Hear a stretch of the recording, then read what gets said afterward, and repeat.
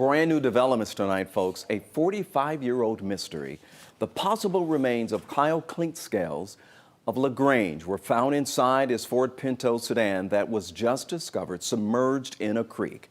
For years now, investigators suspected Kyle, an Auburn University student, had been shot to death. This is a huge break in this case that may reveal all the answers they have been looking for. John Sherrick is on that story for us tonight. John?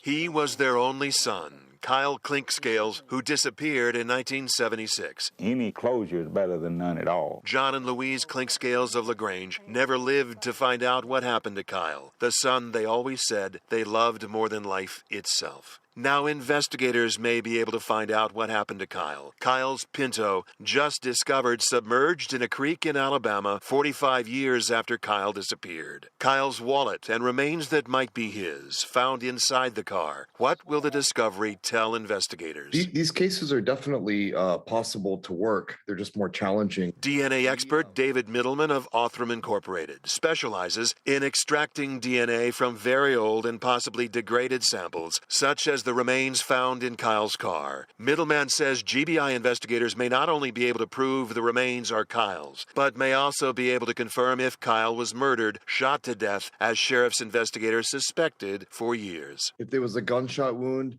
you'd expect to see evidence of that from the skeletal remains. It's a little trickier. Seeing as the car's been submerged for some time, it sounds like the investigators will have the work cut out for them. In 2006, a man named Jimmy Jones claimed that he was there the day that Kyle Clinkscales was shot to death by another man. But then prosecutors who did have some murder suspects in mind concluded that Jones had changed his story so many times he was worthless as a witness, and he went to prison for making false statements. The current Troup County Sheriff, James Woodruff, hopes to find out the truth from inside that car now. Is there something that we can take to the crime lab and determine if there was foul play? Was he murdered and left there? Did he run off the road and wreck there? Working, hoping for the truth. The hope of Kyle's parents. Hope that never died. You don't ever give up hope. Once the GBI analyzes the contents of the car, including the human remains, the sheriff will decide whether to reopen Kyle's case as a homicide.